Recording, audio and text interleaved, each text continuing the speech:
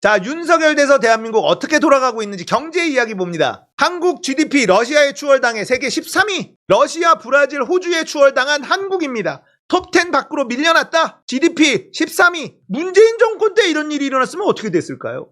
난리 났을 거예요. 난리 안 나잖아요. 안 나.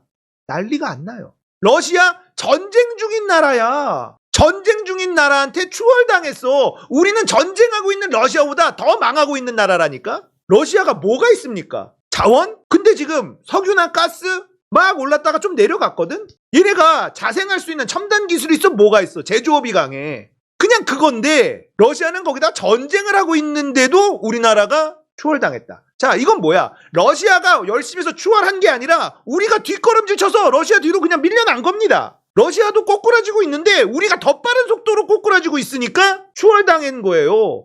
이거는 추월당한 게 아니라 우리가 추월당해 준 거야. 뒷걸음질로 막 달려갔거든.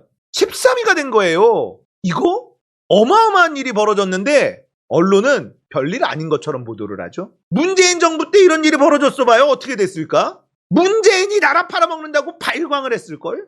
2021년 GDP, 명목 GDP 순위 한국 9위까지 갔었어요. 브라질, 호주 다 우리 밑에 있었거든? 캐나다? 그냥 뒤로 쫙 미끄러진 겁니다. 제가 여러분들한테 계속 말씀드리고 있는 게 있어요. 문제 삼지 않으면 문제되지 않는다. 지금 언론이 그걸 철석같이 믿고 딱 그렇게 행동하고 있는 중입니다. 문제가 무지하게 많은데 문제 삼지 않으면 문제되지가 않아요. 추경호 보세요.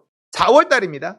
한국 경기 하반기에는 나아집니다. 물가 안정이 우선이니까 지금은 좀 힘들어도 하반기엔 나아집니다. 그러다가 하반기 됐는데 안 나아지네. 4분기엔 나아집니다. 4분기엔 나아집니다. 작년엔 뭐랬어? 내년엔 좋아집니다. 개소리만 계속 하는 거예요. 그러니까 추경호가 뭐라고 하든 시장에서 움직이지 않습니다. 대한민국 기재부 장관, 이 인간이 1년에 만지는 예산이 얼만데 이 양반이 무슨 말을 하든 시장이 반응을 안 해요. 신뢰가 완전히 바닥을 찍었습니다. 정부 신뢰가 바닥을 찍으면요, 시장 대응이 아예 안 되고 정부가 무력해지면 나라가 진짜 망하는 거예요. 새마을금고 사건 어떻게 됐습니까? 새마을금고 문제가 있어요. 뱅크런이 막 일어납니다.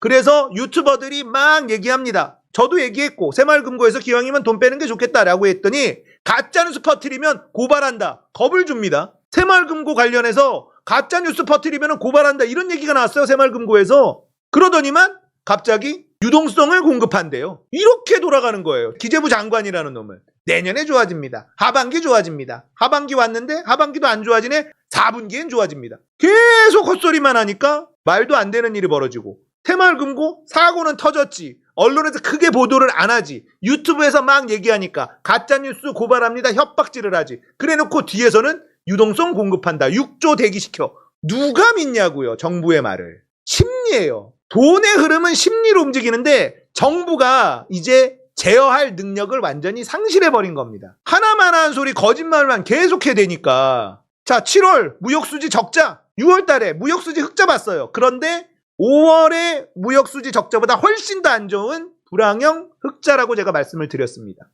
수입이 미친 듯이 떨어졌어. 수출도 떨어졌는데 수입이 더 떨어져가지고 불황형 흑자를 봤어. 이 불황형 흑자는 장기로 간다는 신호탄이거든요. 장기 불황으로 간다는 거예요. 최악의 상황이 나왔는데도 연합서부터 무역 적자 탈출했다 마치 잘한 것처럼 막 보도를 헤드라인을 뽑아냈습니다. 그러면 안 돼. 6월 달에 불황형 흑자는 이 불황은 장기화됩니다라는 신호라고 헤드라인을 뽑아줬어야 된다고요. 그런데 반짝 흑자 보더니 7월에 다시 적자로 돌아섰어요. 결국 중국이에요. 중국. 자료를 좀 찾아봤는데 수출 7월 초만 뽑은 건데요. 14.8% 마이너스, 수입이 26.9% 마이너스예요.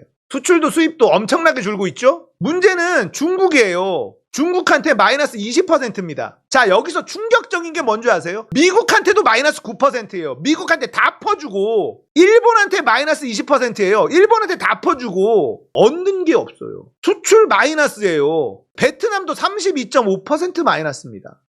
지금 이득 본 게 EU, 인도, 홍콩.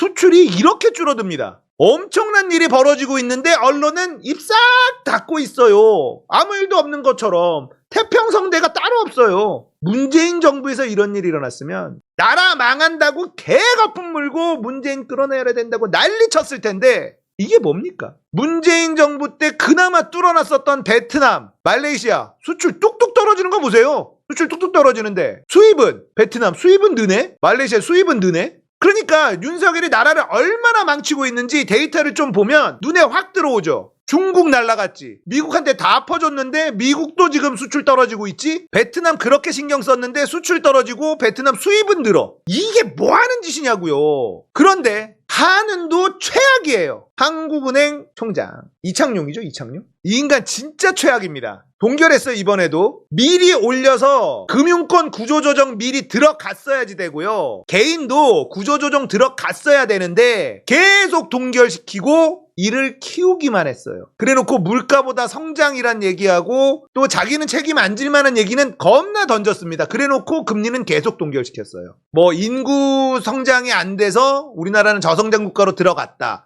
그래서 어쩌고 소리만 계속 했는데 한국은행이 아무것도 책임지지 않고 이딴 짓만 합니다. 계속 동결을 했어요. 이번에도 동결하고. 자, 근데 미 연준은 이달 베이비 스텝 유력합니다. 한미 금리 차 2%. 한국하고 미국하고 금리가 2% 나면 뭐 어떻게 되겠어요? 이것만으로도 어마어마한 일이 벌어졌는데 지금 부채를 좀 봅시다. 부채. 가계대출을 금리가 높아서 가계대출이 이렇게 올라가다가 막 내려갔어요. 가계대출 잔액이 전월 대비 그래도 막 줄었어. 사람들이 이자가 많으니까 갚자. 그런데 갑자기 쫙 치솟았어. 왜 그랬어? 이거 왜 그래? 부동산 규제 다 풀어놓고 언론에서 뻔뿌질하고 부담대가 늘고 있는.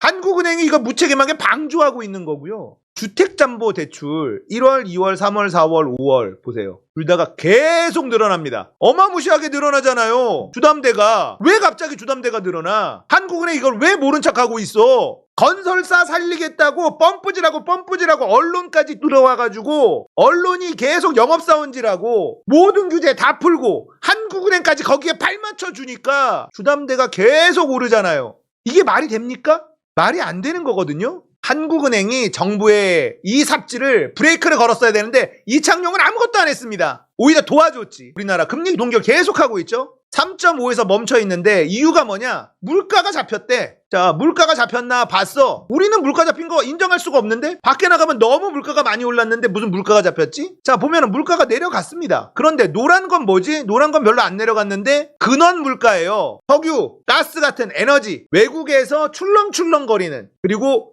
식품 같은 것들, 곡물 요런 걸 쏙 뺀 나머지가 근원 물가입니다. 그게 우리한테 체감되는 게 근원 물가예요. 근원 물가는 여전히 4% 이상입니다. 근원 물가는 기름하고 석유하고 가스가 가격이 엄청 떨어졌어요. 그러니까 물가가 지표상 잡힌 것처럼 보이지만 근원 물가는 안 잡혔어. 이거는 우리나라가 잘해서가 아니라는 거예요. 이렇게 잡히는 건. 한은은 근원 물가를 잡아야 되는데 한은이 아무 짓도 안 하고 있다는 게 바로 근원 물가를 보면 알 수가 있는 겁니다. 거기다가 조금 심각한 게 뭐냐면 지금 국제 유가가 어느 정도인지 아세요? 국제 유가가 지금 득 오르고 있습니다. 두바이유가 79.89달러예요. 근데 문제는 그래프가 쓱 올라가고 있죠. 엄청 싸요 지금 기름값이. 근데 오름세라는 거예요 이제. 두바이유가 이렇고 서부 텍사스 중진류라고 하죠. 얘도 이래요. 76.3달러인데 얘도 쓱 오르고 있죠. 지금 유가도 상태가 스물스물 올라가요. 너무 싸잖아. 76달러면. 대부분 얼마 생각하냐면 90에서 100달러 사이. 그러면 나쁘지 않은데 지금은 유가가 너무 낮은 상태예요. 이제 오르겠지. 100달러까지는 우리가 엄청 비싸다라고 생각하지 않고 짜야 돼. 유가가 100달러 넘어서면 그때부터는 진짜 비싸다 이런 얘기를 하는데 지금은 80달러 아래에 있단 말이에요. 100달러까지 올라갈 수 있다는 걸 감안한다면 우리 100달러면 어떻게 되겠어요? 난리 난다는 겁니다. 대한민국 경제는 난리 난다는 거예요. 이런 상황에서 물가가 안정됐다 이딴 소리를 하는 총재가 하고 있으니 이창용 이것도 완전히 나라 망가뜨린 원흉 중에 한 명입니다. 한국은행은 근원 물가를 보고 한국은행이 일 잘한다 못한다를 확인하는데 이거 보세요. 아무것도 안 했어. 한국은행은. 이렇게 다른 물가는 내려갔잖아. 석유 가격이 엄청 내렸어. 에너지 가격이 엄청 내렸어요. 그러면 근원 물가도 이거보단 더 내려야지. 안 그렇습니까? 근데 근원 물가가 별로 안 내렸네. 대한민국 경제를 윤석열 정부 들어와서 진짜 심각하게 망가뜨렸어요. 러시아 러시아한테 뒤처졌습니다. 우리가 전쟁하고 있는 나라보다 더 못한 나라가 돼버렸어요. 러시아가 열심히 해서 우리를 추월한 게 아니라 러시아도 내려가고 있는데 우리는 더 빠른 속도로 추락하고 있다는 뜻입니다. 13위가 됐어요.